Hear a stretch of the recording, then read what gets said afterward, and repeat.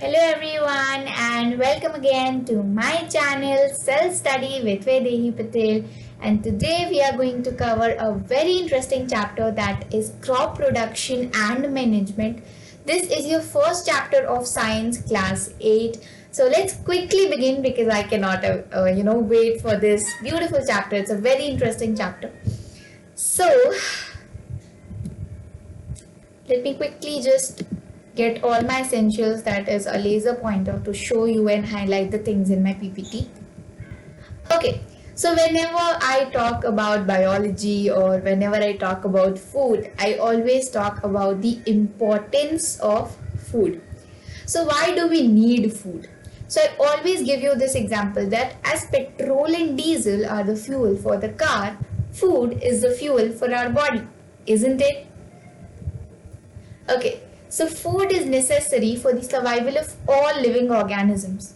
We need proper nutrition for growth, maintenance, and repair of our body to perform the daily activities like walking, studying, running, jumping, all the things, right? To also perform the various vital functions like respiration, your excretion, digestion, all these systems, how they work, they are completely dependent on your nutrients, on your food, right?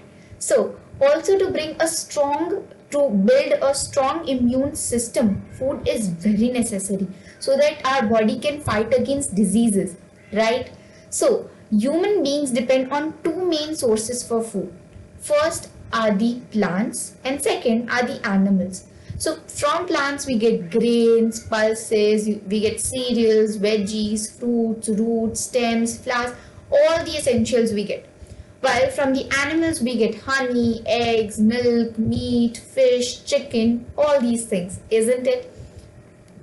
Okay, now let's talk about a bit history.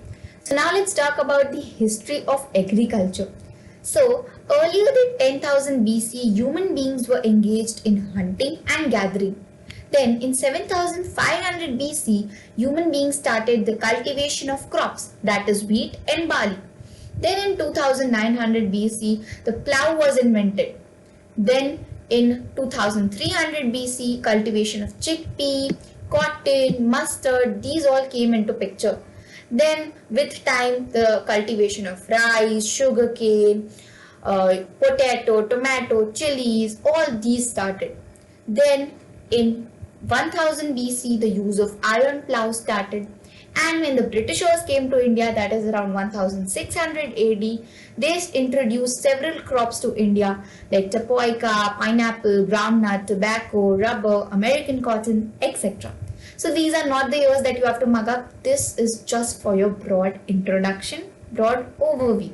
Okay, now let's move ahead. Okay, so as we know that world population is 7.8 or somewhere 7.9 billion, and India's population has crossed China's population also, which is 1.4 billion roughly. So even if we talk about India, we need so much food to feed the population, isn't it? This is when we realize the main importance of crop production at large scale. So crop production, that is farming, our farmers work so hard to meet the food requirement of the growing population. So in today's class, we are going to learn about crop production and how we manage the crops. Okay, so before starting with what is a crop, let me ask you a very simple question. That is, what is an agriculture? So agriculture is a terminology in science to define the concept of practice of cultivating crops and livestock for commercial purposes. Now let me break this down for you. See, cultivation of crops and livestock, that basically means livestock is animals, right? And cultivation of crops means we are growing crops for the commercial purposes, for the purposes of our own, right? Now, when we talk about crops, crops are nothing but the same kind of plants grown together at a large scale. So here see, when plants of the same kind are cultivated and grown at one place on a large scale, it is called a crop. So I have put some pictures, like this is the photo of a wheat crop and this is a photo of a cabbage crop. Okay, now here is the classification of crops based on season. Now before starting with this, can you just answer me a very simple question? The very simple question is that how many seasons are there in our country? Main seasons I'm talking about, and what are the names? Can you tell me quickly? Yes, they are monsoon, we have summers, and we have winters. Yes, these are the three main seasons. We have autumn and spring also, but those are the not main seasons, right? So based on these three seasons, we have three main crops. We have kharif crops, we have rabi crops, and we have zaid crops. Okay, let's start with the kharif crops. So the word kharif is an Arabic word which basically means autumn. So kharif crops are the crops which are sown or which are grown in rainy season. So kharif crops, the growing period of these crops is around June to September, and they are harvested before the onset of winter. So before the winter start, these crops are harvested. Some of the examples are paddy, sugarcane, maize, cotton, tea, coffee, soybean, etc. Now let's come to rabi crops. So the word rabi again is an Arabic word which means winter. So these are the winter season crops. So these crops are sown in winter season. So the growing period of these crops is around October to March, and they require cold weather for their growth. They are harvested before the onset of summers. Okay, so there is a cycle, as you can see. The kharif crops are harvested before the onset of what? Winters, and the rabi crops are harvested before the onset of summers. Okay, some of the examples are you have gram, you have potato, you have wheat, peas, mustard, rapeseed. All these are the examples. Now let's come to the third category of the crops, which are the zaid crops. So zaid crops, I know they are not given in your textbook, they are not in your syllabus, but it is good to know about a term used for the summer season crops. So they are exactly between the rabi crops and kharif crops. So the growing period of these crops is around March to June. They require warm, dry weather for growth and longer day length for flowering. They also need assured irrigation, and they are harvested before the onset of monsoons. Very good. Okay, some of the examples are watermelon, you have muskmelon, you have cucumber, you have moong, you have bottle gourd, you have bitter gourd. All these are the examples. Now let's quickly summarize that what did we learn. Okay, so rabi crops, they are October to March growing period. Zaid crops March to June, and kharif crops is June to September. Okay, now let's come to the second part or the second segment. So have you ever wondered that how these crops are actually grown in the field? So the answer to this will be answered in our next segment of the video, that is how we grow crops and how we manage them. So we grow crops and manage them through various agricultural practices. Okay. So what are agricultural practices? Can you tell me quickly? So agricultural practices are nothing but the tasks or activities, or in simple words, steps which are incorporated by the farmer in order to cultivate or grow the crops. So there are 7 main agricultural practices or crop production practices. But in this video, we are going to learn about the first step or the first practice, which is soil preparation.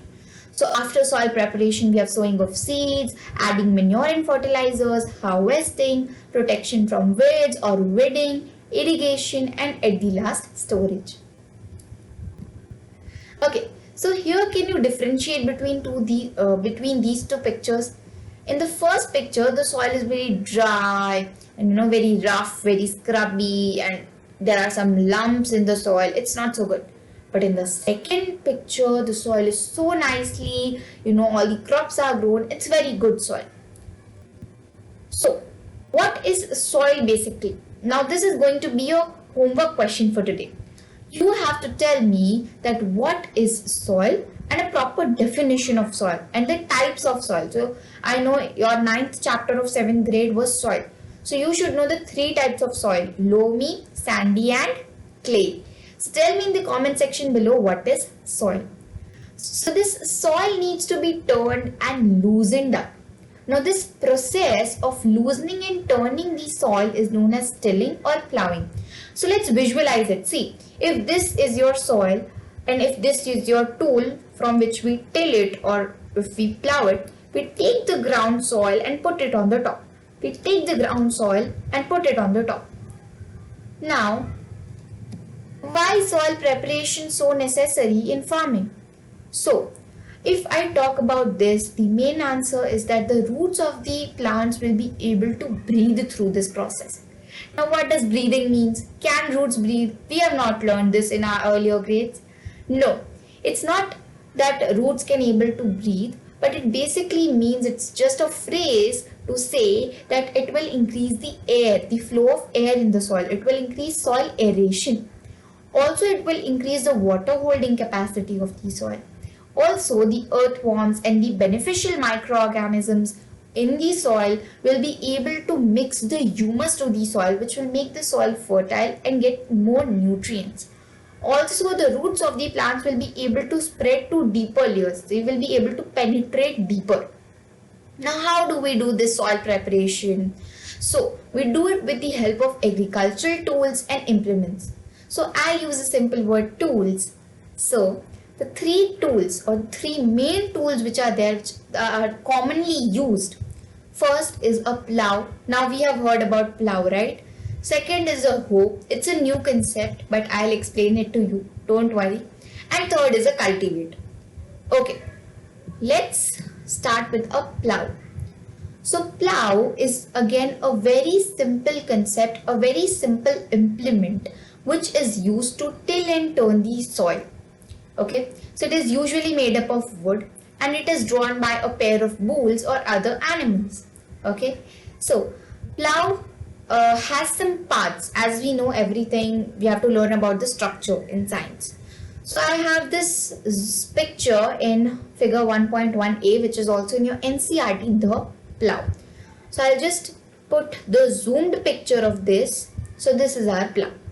Okay, the first part is the beam. See, beam basically means it helps the animals or it helps the bulls to hold the plow on their neck, okay, behind the neck, so that they can carry the plow behind and the tilling or the plowing can happen smoothly, because they do not have hands like us, so they can hold it and they can quickly roll it up and plow the soil.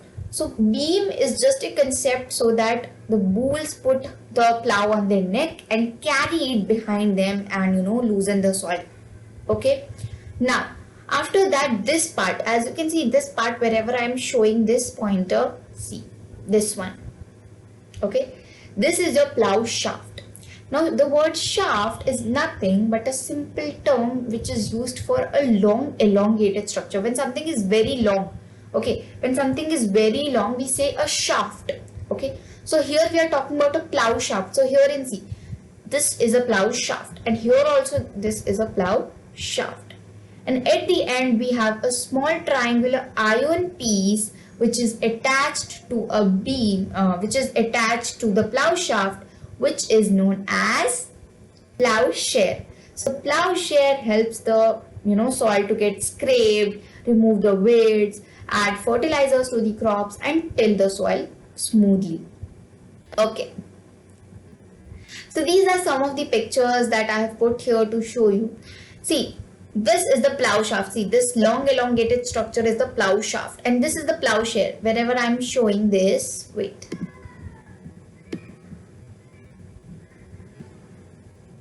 This part where I am showing, this triangular where I made, this is the plowshare. Okay, here are some animals drawing the plow, right? This is an iron plow as you can see, and there is a tractor drawing the plow as well. Okay, now let's come to hoe. So hoe again is a very simple tool which is used for removing the weeds and for loosening the soil. So it has many parts again. It has a little more parts than a plow, but it's again a very simple. So the main difference between a hoe and a plow is that a plow is something which is usually drawn by animals, but hoe is usually used manually. Manually basically means we use it ourselves. Okay, we use it by our hands. It is used by tractor, it is used by some animals, but usually in common cases we use it by our hands. See in this picture, as you can see, there is a hoe. A man is using it, right? Now let's come to this figure 1.1b, a hoe. So here as you can see, this horizontal part is a grip. Okay, this is a grip. This part, as you can see, it's a handle. Okay, now this handle and this is a grip. Now this is a beam. See this one, like we had beam in plow also, we have beam here also. Okay, and this long part, just like plow shaft, this is the rod of the hoe. And this is just like plowshare, which is the bent plate. Okay, let's quickly summarize because it's a little complicated, I know. Grip, handle, beam, rod and bent plate. Clear all of you? Okay, I hope so. Okay, now here is a cultivator. Now cultivator is a modern device which is used today. Like right now it is used, and it is very commonly used these days in villages also. Now people are not using plows because it's a lot of labor and the time is also like it's very time consuming. So cultivator is a modern device which is paired with a tractor. Now here there is a misconception. People always think that a tractor is a cultivator. No, tractor is not a cultivator. Just clearing this point once again, tractor is just a medium of using a cultivator. So here as you can see this picture, this animated picture, see this thing which is connected behind the tractor, this is the actual cultivator, and this tractor is just a medium to carry it and to use it up. Okay, so cultivator, a modern device which is paired with a tractor. It is used for finer operations and in the preparation of seabed. It is also used to save labor and time. Okay, now with this we complete the first part. So before ending this, or before closing this video, we like to summarize once again. Okay, we like to brush up that what did we learn today. Okay, first we learned about why food is so necessary. Then we learned about what are crops, what is agriculture. We learned that about the history of agriculture, about the history of crops. Then we also learned that the crops which are there, they are divided among the seasons. Okay, kharif crops, rabi crops and zaid crops. Okay, then we learned about the agricultural practices in our second segment, where we learned that soil preparation is so necessary. How do we do it and what is the requirement, and with what implements do we do it. So there were three implements: a hoe, a plow and a cultivator. And a hoe and a plow were the traditional things, or the traditional implements used, while a cultivator was a modern device used to save labor and time. So with this, I end the first part. I hope that all the things which I taught you are very, very clear, crystal clear. If you still have any doubts, please don't hesitate. Ask me in the comment section below. I'll definitely get a reply and give it to you. So with this, thank you so much. I'll come with the two more parts which are there, part 2 and part 3.